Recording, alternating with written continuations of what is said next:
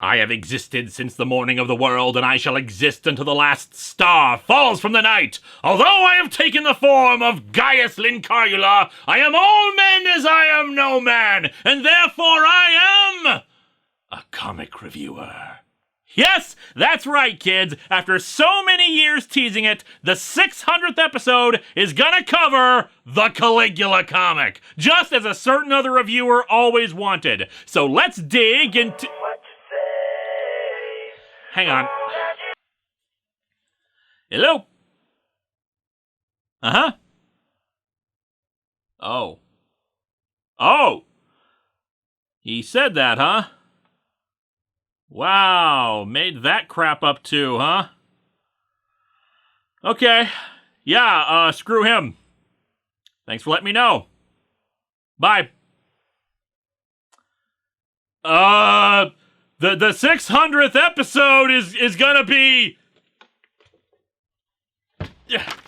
Spider-Man Sins Past! Oh, god damn it!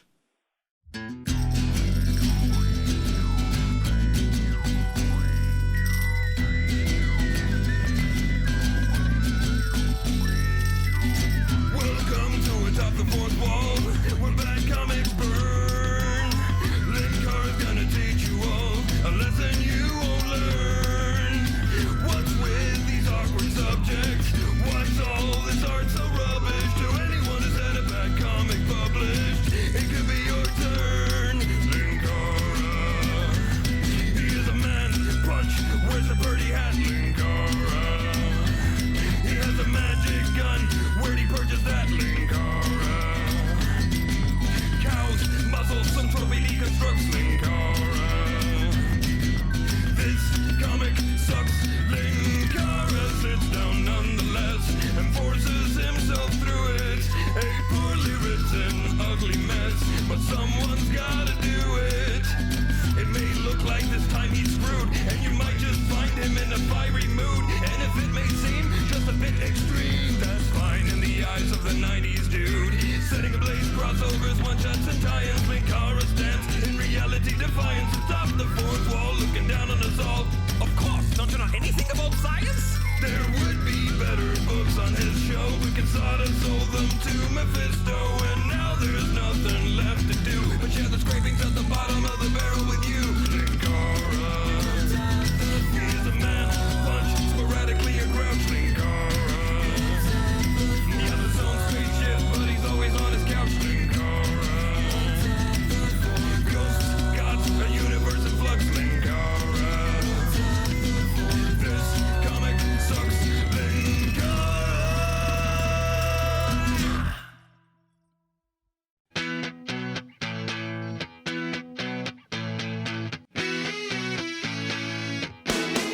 Hello and welcome to Atop the Fourth Wall, where bad comics burn. It's phenomenal to be celebrating 600 episodes of this show. And of course, it's important for major milestones to cover something worthy of being in that slot. While 600 is not a sexy number like 100 or 500, it's still a marker that deserves having time devoted to suitably terrible media. And while Patreon-sponsored reviews may get me to talk about good stuff, and the ever-shifting goalposts of the worst comic books ever made make some things seem less awful in hindsight, this show is, in the end, about bad comics. And therefore, we're gonna talk about bad comics today. Some no doubt have wondered why the hell it took so long to get to this one, since it's been requested since the show began. Honestly, it's one of those cases of, I'll get to it when I feel like it, and it's increasingly hard to feel like covering something like this in one episode. Between Patreon-sponsored episodes of long storylines, retrospectives, longer single issues, Event Comics Month, and just generally the fact that I am an enormous windbag who will spend 10 minutes recapping backstory instead of getting to the damn review, sometimes I just don't feel like taking on 6 issues of an infamously terrible book for a regular episode. But chances are always good that I'll get to it eventually. If we've survived almost 12 years of this, I'm probably in it for the long haul. I have praised J. Michael Straczynski's run on Amazing Spider-Man in the past, and with good reason. He did a lot of interesting, logical, and good decisions to actually advance the character of Peter Parker beyond the same old tired nonsense. He made Peter a science teacher, drawing on a lesser utilized aspect of the character to give him some more stability than just some freelance photographer after years and years of the same old shtick. He made Aunt May aware of Peter's identity, creating a new dynamic with her instead of just the old lady one oversalted bowl of soup away from death. He helped create a larger mythology around Spider-Man and his powers, rather than just the simplicity of bitten by a radioactive spider. Okay, admittedly that last one was actually kind of dumb, but my point still stands. He tried to actually do new things and establish a new status quo that still made sense with who Peter was. Versus One More Day, which was more interested in resetting the status quo to a state that the audience had moved beyond. The thing is, like any writer, he had his good stories and his bad stories. One More Day was definitely on the bad side, but then there's today's book. Sometimes a story doesn't work because they botch the landing. It had a great premise, but the actual execution is so lacking that it sours even the good idea. Some stories just need to be told. They're something so rife with potential for greatness that to not try to do it would be foolhardy or short-sighted, even if it contained risks. Other stories exist because they're what the readers want. Not necessarily fan service, but rather just the kind of things that readers would like to see happen, but no one's actually done it yet. Spider-Man Sins Past was not a good idea. It was not a story that needed to be told, nor was it a story that readers demanded. It was bad conceptually, and it was made only worse thanks to editorial mandate. I don't blame JMS for One More Day, but I do blame him for this one, because this is one of those stories that should never have happened to begin with. So, how bad is this one? JMS apparently wanted to retcon this story out of existence with One More Day. Yeah, the story he didn't even want to do in the first place because he liked MJ and Peter as a couple, and he figured he'd at least get a victory out of that. Spoilers, he was not allowed to do so. Admittedly, the timeline with how things played out, as revealed in One More Day's follow-up story, One Moment in Time, wouldn't have allowed for it to be retconned out, but the fact that Marvel's leadership still felt that it needed to stay just goes to show how sometimes the people in charge truly don't know what the hell they're doing. This story involves walking on ground already so treaded over that you might as well be going through a trench. It involves retcons so unbelievable and ridiculous that it makes what happened in Trouble look like an interesting, nuanced prequel. In terms of worst Spider-Man stories ever made, it's up there. Might not be at the top, but people remember it, and not fondly. And the worst part is that, like I said, editorial mandate made an already bad idea something even more terrible. And the original idea for this was wince-inducing for a number of reasons, which of course we'll get into during the review proper. For those who don't know what this story is about, you need to come into it blind to be hit by it the same way everyone else was. As such, let's dig into Atop the Fourth Wall's 600th episode, Spider-Man Sins Past. Normally, when reading from a trade, we wouldn't bother looking at the covers, but hey, 600th episode, 6 issues, this episode is already going to be super long, so let's just dive in, shall we? We start things off with Amazing Spider-Man number 509, and the cover is generic as all hell. You could put this on any Spider-Man comic and it'd fit. Spidey is swinging around. Good start to your storyline with major revelations and retcons, guys. Really gets you pumped for this. Also, I know it's tradition to highlight Peter's athleticism by putting him in very acrobatic poses, but maybe it's going a bit overboard when his leg is crunched up past his elbow like this. Contortionist man, in constant pain, contortionist man. We open, shockingly enough for a Spider-Man book, not on Spidey swinging through New York. Instead, we find Mary Jane Watson auditioning for a play. Cats always lie. An accurate statement, and I have 2 girls who will corroborate that.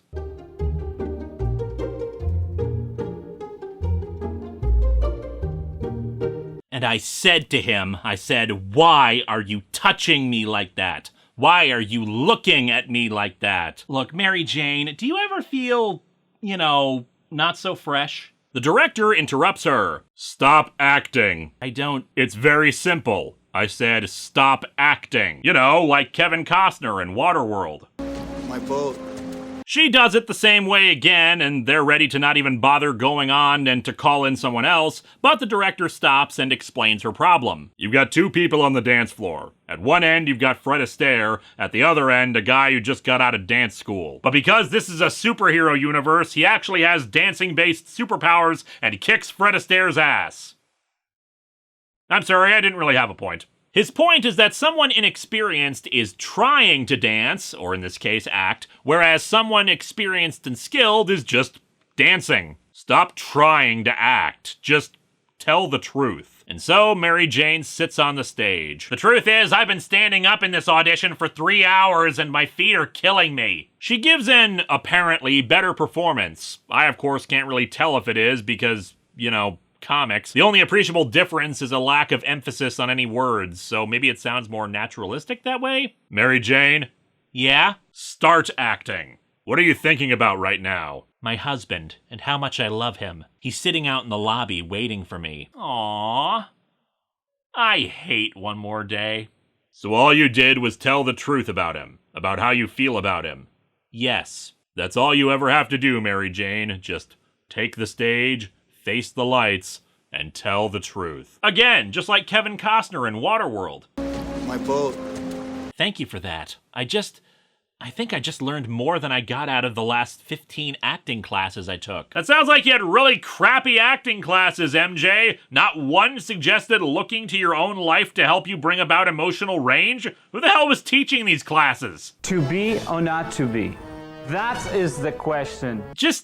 Yeah, there's certain acting that requires you to just project emotional honesty, but at the same time, sometimes it's kind of hard to speak the truth when the thing you're acting is, say, trying to hold off a Balrog from advancing any further, or asking your best frenemy to stay with you to hold off attacking cyborgs, or being an android explaining the methodology you used in detecting subspace signals between Locutus and the Borg ship. Using multimodal reflection sorting. This is especially an odd sentiment to me, at least, because this is a play in a big theater. Yes, there's certainly room for more low-key performances, but theater often requires grander gestures and expression because the people watching can only see very tiny specks due to being in the back row. And by the way, there's something about this panel that I really hate. I don't know, maybe it's the way his arms are folded and the lighting and his head tilted up slightly with a very slight smirk. It's got this smug quality to it, as if he's dispensing the wisdom of the ages, and it's just annoying. Here's the wind-up, and there's the smarm. I was originally going to say the sequence has nothing at all to do with the rest of the story, but there is actually a narrative significance to the take the stage, face the lights, and tell the truth thing. It just feels like maybe that should have been dialogue in the play itself, as opposed to pretentious acting lessons. Anyway, Mary Jane gets the part, and another weird artistic thing with that previous scene and this one where she's telling Peter that she got it. There are a lot of heavy shadows that would indicate this is a somber time, but it's not. We're about to get some, but not during the happy bits. It's not helped that later at dinner with Aunt May, she keeps gushing about the damn just stop acting advice. However, more importantly, Aunt May is becoming some kind of stone-faced gargoyle contemplating murder. The artwork on this is by Mike Diodato Jr. He's not a bad artist at all, mostly known for moody, semi-photorealistic work, some looking more like real people than others. Just look up his Hulk artwork for things clearly more monstrous. For a book with a serious, emotional, somber tone like this one, he's a good choice.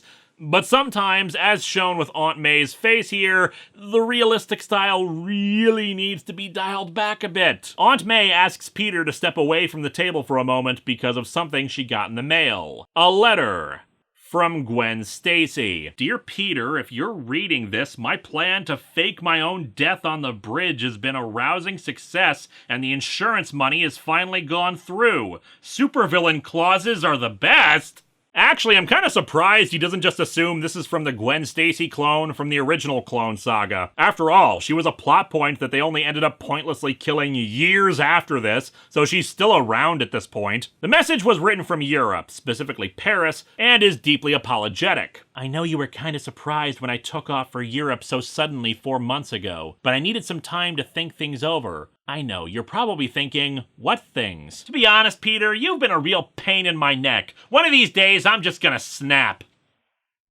She says something unexpected had happened and that she's afraid to tell him the truth about it. A secret so shocking that she's afraid he'll hate her forever for it. She tried to contact him about it, but he was away in Canada for a few weeks for the Bugle, and she didn't have a number for him. Which is gonna be really uncomfortable in a few years with the sliding timescale of comics with cell phones and whatnot.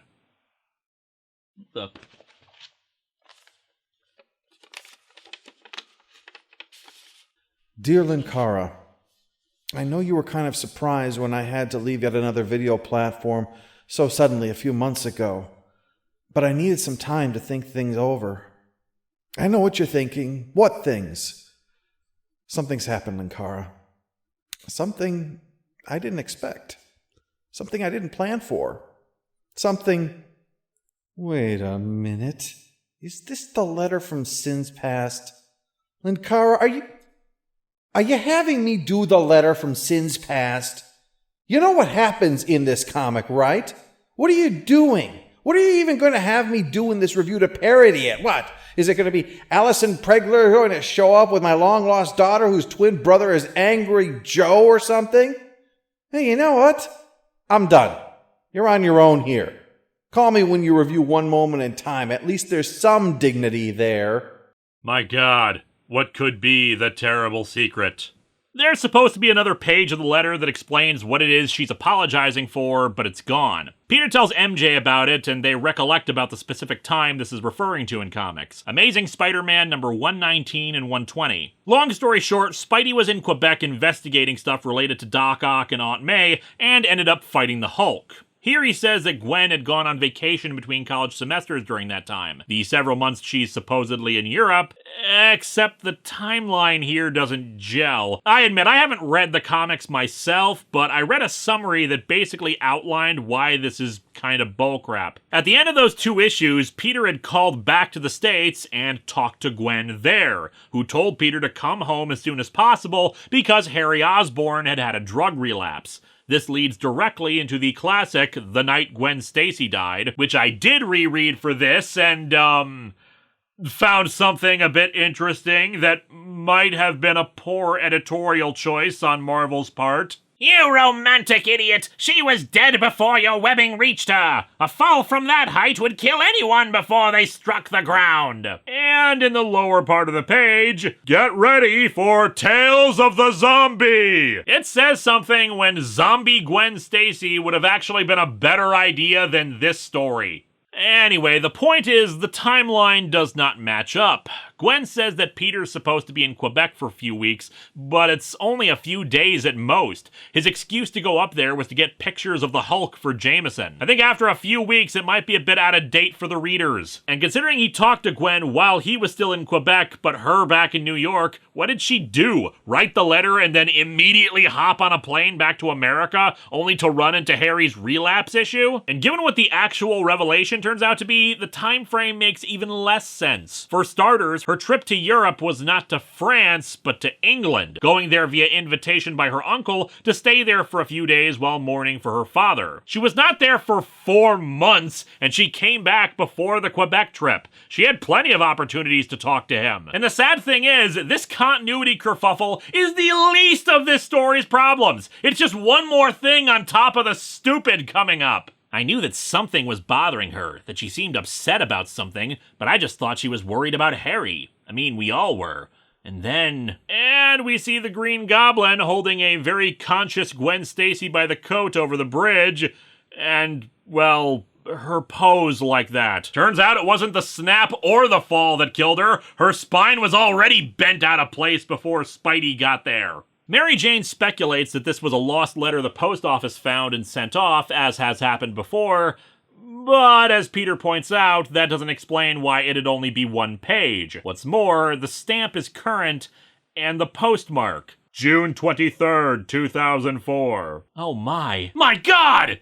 Gwen Stacy's a time traveler! And again, sliding timescale in comics. It's kind of hilarious for any modern story that specifically mentions the year, since right there engraved in the artwork is a specific date. A big heavy shadow would have helped there, just cover up the 04. That way, when we reach the 2100s, nobody who made this comic would even be alive to care. What's more important is that it was sent from New York, indicating someone sent this specifically to screw with Peter, not Spider-Man. As Spider-Man, there's a lot I have to swallow and accept and deal with. Grape jelly and mustard, for instance. He says he often has to let go of stuff that happens as Spider-Man to keep himself sane, but trying to do things to either MJ or Gwen's memory, that'll land you a broken spine. Is that what happened to every woman Rob Liefeld ever created? They made some terrible jokes about Gwen Stacy to Peter Parker? That night, he narrates how much he doesn't deserve MJ for putting up with his bullcrap for years. They say you should never talk about old girlfriends in front of your wife. But how many times has Gwen's memory, her importance in my life, come up at us? I mean, how many times can a person fall off a bridge before you start blaming the bridge? He heads off to visit Gwen's grave.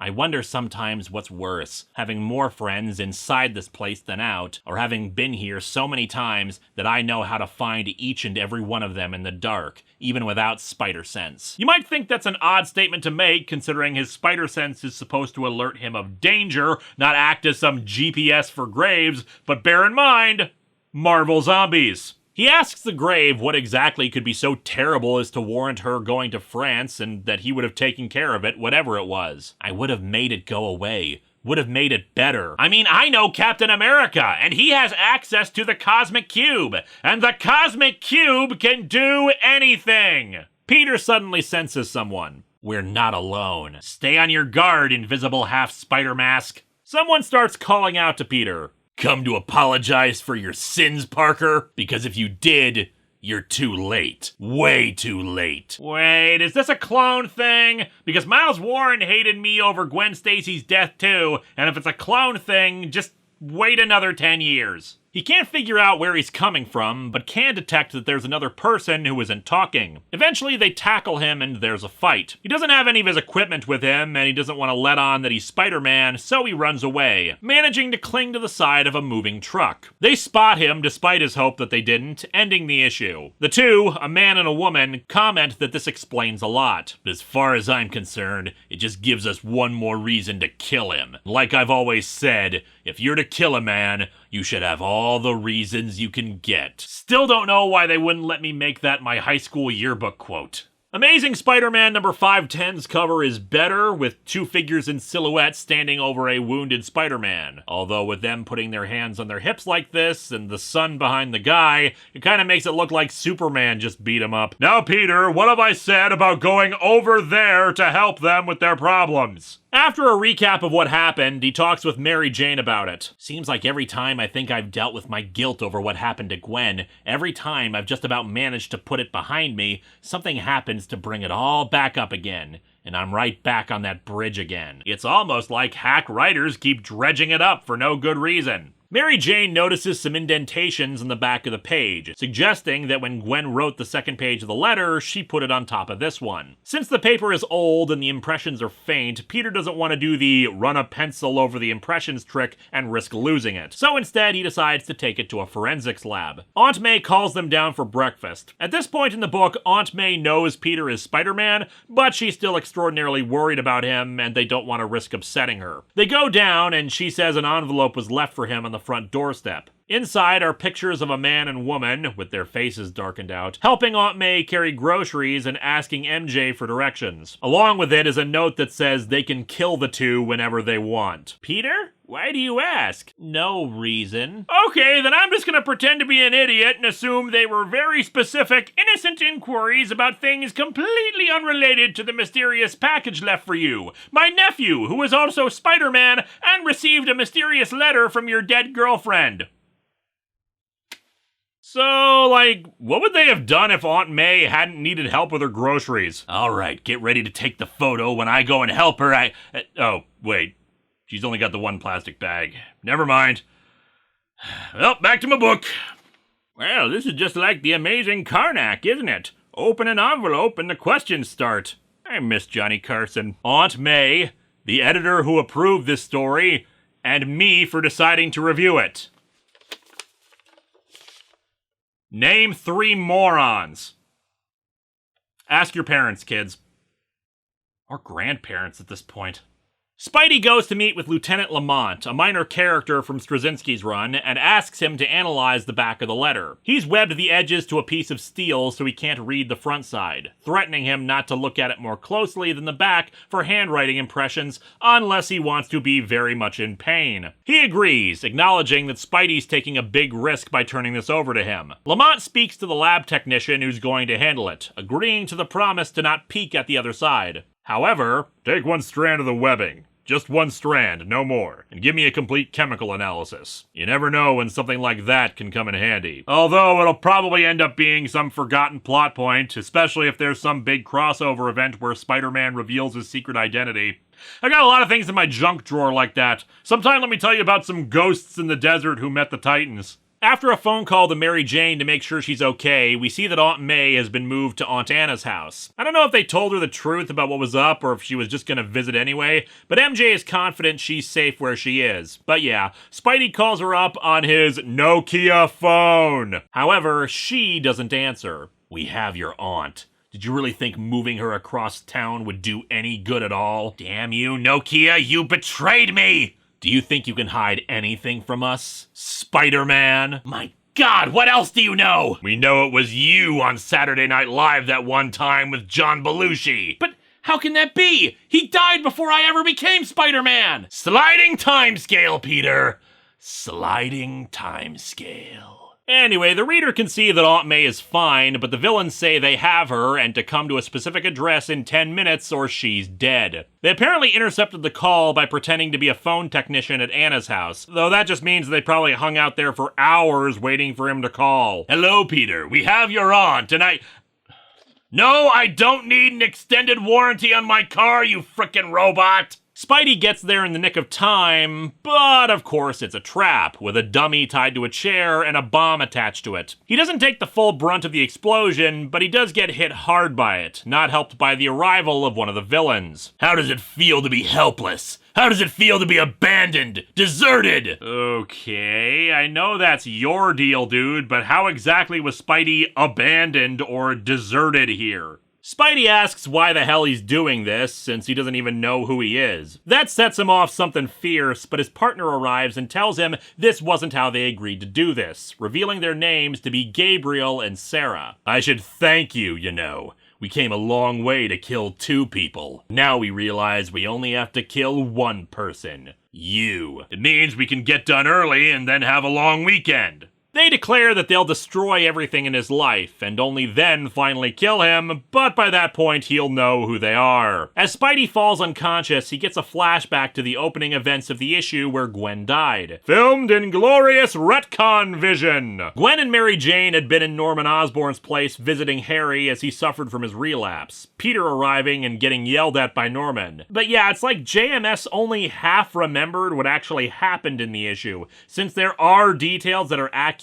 For instance, Mary Jane wearing some kind of shirt with a frilled top, the layout of the house, but the dialogue and what actually happens during it are wrong. Like Peter telling Gwen that he ran into Norman on the way up, except in the original issue, that was followed by Norman throwing out all 3 of them, so why would he have to say that to her when she knows about it firsthand? Some might think that these continuity gaffes aren't that big a deal, but it just seems weird that when you're gonna revisit one of the biggest and most important stories of this character, you didn't bother to double check that you got the details right, especially when your revisit involves a crap ton of retcons? In the flashback, Gwen asks Peter if he loves her and if he trusts her no matter what, which he confirms. They walk off with MJ. I'm fine, Peter.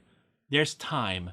There's always time. Or at least there's always a parallel universe version of me who becomes really popular. After he recovers, Peter meets with Lamont again. I've been having a bad day.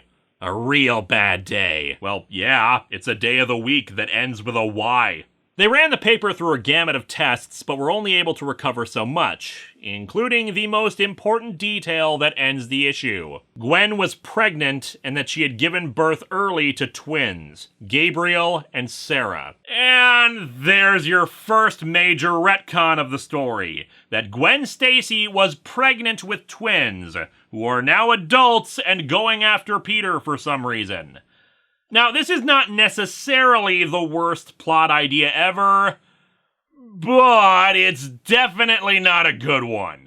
Look, unless she was in Europe for a year, there is no way in hell she was hiding that she was pregnant with twins. It especially doesn't make much sense given what we're gonna learn about these kids and their origins and why they were born early. It's a stupid retcon to service this story, which is basically amounting to, hey, let's have Peter be sad for a few issues. It's kind of why this retcon is being done for this story, because the Gwen Stacy well has dried up. There is nothing new to be said about it, unless you invent something new for it.